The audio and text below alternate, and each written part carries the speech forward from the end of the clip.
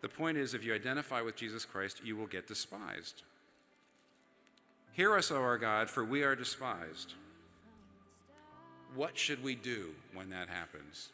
And we're certainly, in the Western societies, in for a lot more of being despised than we've ever been in a long time. Here's the answer. Don't do this. Hear us, O God, for we are despised.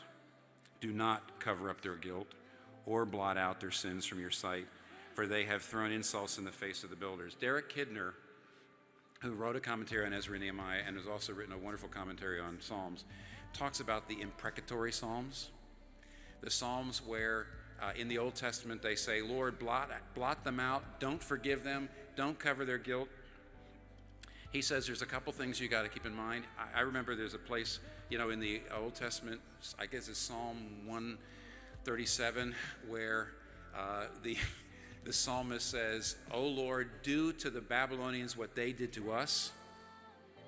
Blessed is he who dashes the heads of your little infants on the rocks. So that's what the Babylonians used to do. That's what they did in those days. When you were sacking a city, you would pick up the infants of the people that you're invading the city. You pick up their infants, you grab them by the feet, and then you dash their brains out on a rock. Oh Lord, let that happen to them. And Derek Kidner says, think of three things. Number one, these are cries against injustice. They are crying against injustice. Christians today should still cry against injustice. Tell God about injustice. Ask God to do something. He's a God of justice. Just don't give in. Don't say, well, that's just life.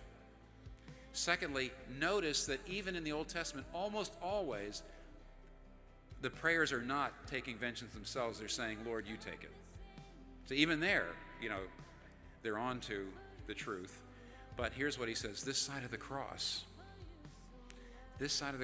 no, Christians don't pray like that. That's what Derek Kidner said. I think he's right. Why? Because we know this, that God's little one had his head dashed. He was stricken. He was crucified, and he was despised so that we could have a name that will never die.